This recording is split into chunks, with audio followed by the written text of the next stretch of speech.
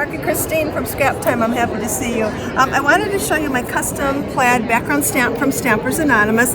This is a really cool stamp because it comes with 2 stencils in the package. So when you open your package, that's what you'll get. And you'll see that the stencils kind of give you an idea that it's an easy way to make a custom plaid background. So I've already stamped it once with Jet Black Archival. So that's what it looks like. And if you take a look at the pattern, there's some wider stripes and there's some thinner stripes, and that's how you'll know how these line up. So now if you take a look at some finished samples here, you have multiple color options.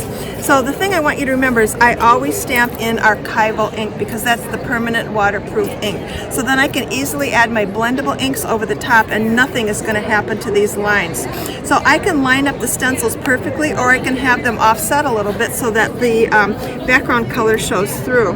So it's interesting, that's on white, this is on kind of a craft color. And I'll show you how they line up. So if you look at this stencil, I'm going to put my magnets on here, working on my station. So the stencils, one has 4 thin stripes, and then this one has 3 wider stripes. So when you look at here, you can see the 3 wider stripes. So what I did was line this up, get my magnet out of the way. This will line up perfectly.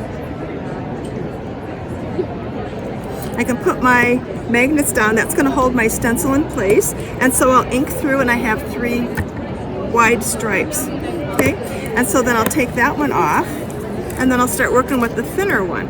So you can see how much these are lighter. So I use cornflower blue for this one and sky blue for this one. So now when I put the second stencil on, you can see that that's going to mask off the inking that we just did. So that's going to protect that area. So now I'll add my sky blue here. And I can quit here if I want to. If you don't want to, if you want to keep going, you can turn your stencil and then do the same thing again. So I'm going to line this up, and that's where you're going to get what blending of colors.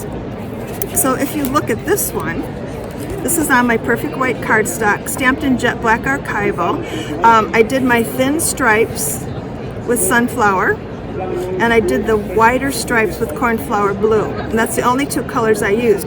So then when I turned it and did it again, yellow and blue is going to make green. So that's how I got my 3rd color in there. That's just kind of the combination of the colors. So it's a really fun background stamp.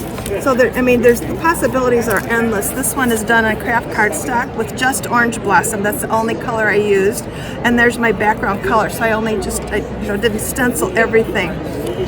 For this one, I used acorn and watering can, and then I turned it and I added sunflower. So I have 3 colors on this one. So you can see there's a lot of different colors with only 3 ink colors. And again, everything is always stamped in archival because my blendable inks do not react with that.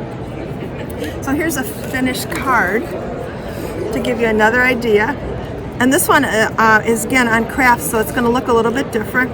Because the inks are translucent, that will affect the color. So this is sunflower here, but on white cardstock.